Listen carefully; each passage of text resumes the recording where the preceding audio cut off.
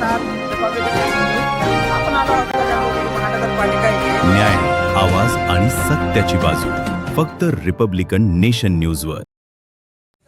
तुम्ही पाहत आहात रिपब्लिकन नेशन न्यूज. आपण आलो आहोत कल्याण महानगरपालिका येथे. आजचा बुद्धभूमी बचाव 25वा दिवस, तरी प्रशासन काय दखल घेत नाहीये. तर आपण आता जाणार आहोत केडीएमसीच्या कल्याण महानगरपालिका काँग्रेसच्या ज्या गटनेते आहेत कांचन कुलकर्णी यांच्याकडे जाऊया आपण.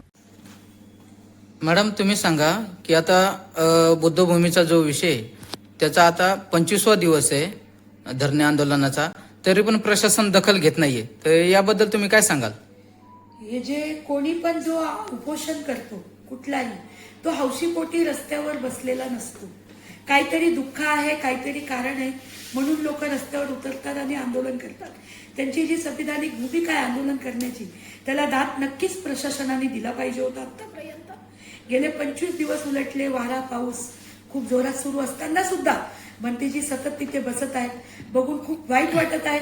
पण हे जे प्रशासनाचा निष्काळजीपणा आहे हे कुठे ना कुठे थांबलं पाहिजे आणि त्यांच्यावर नक्कीच त्यांना न्याय हा मिळाला पाहिजे.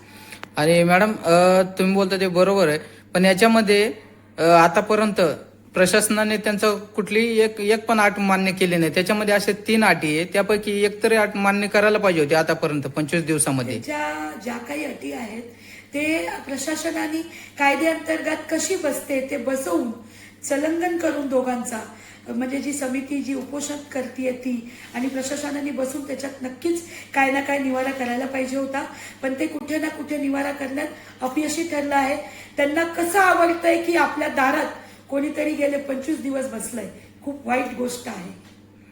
आणि मॅडम, याच्यामध्ये आता जे ठाणे जिल्ह्यामध्ये रेड अलर्ट दिलेला आहे, एवढं पाण्या पावसामध्ये भंतेजी बसलेले आहेत, पूर्ण जे आपले अनुयायी आहे ते सर्व बसलेले आहेत. तर त्याच्यामध्ये एवढे बसून सुद्धा एक पण नेता किंवा जे आपलं प्रशासन आहे, प्रशासनापैकी पण कोणी आलं नाही तिथे, आणि गटनेता आपलं लोकनेते पण कोणी आलं नाही. याबद्दल काय सांगाल तुम्ही? ही खूप दुःखाची बाब आहे. काही ना काही चुकीची प्रशासनाकडनं जे बसलेले उपोषणकर्ते आहेत ते दाखवण्याचा प्रयत्न केला जाते, म्हणूनच कुठले नेते तिथे जात नसतील असं मला वाटतंय. पण नक्कीच प्रशासनाने याची दखल घेतली पाहिजे, कारण की हा जो प्रकार आहे आरक्षित भूखंडाचा, हा कुठलेच नेते म्हणजे हाताळू शकत नाही. हा प्रशासनाचा भाग आहे. प्रशासनाने त्याच्यात आपली भूमिका मांडली पाहिजे आणि नक्कीच त्यांना न्याय दिला पाहिजे. आणि मॅडम, शेवटचा प्रश्न की जे 29 तारखेला महामोर्चा निघालेला, तर त्यामध्ये सर्व तिथे आपला आयुक्त गोयल साहेब आहे त्यांच्या कॅबिनमध्ये गेलेले, तर तेव्हा त्यांना जे प्रश्न विचारले, तर त्यामध्ये भंतेजीचं असं सांगणं आलं की वरतून जे श्रीकांत शिंदे साहेब आहे त्यांचं दडपण आहे म्हणून ते काही बोलू शकत नाही. यावर तुम्ही काय सांगाल? कोणाचा दडपण आहे, काय आहे? प्रशासनात जो असतो तो कोणाच्या दडपणाखाली चालत नसतो.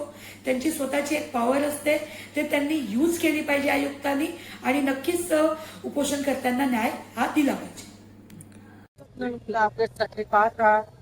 कॅमेरामॅन मी Pradeep Jadhav, Republican nation news.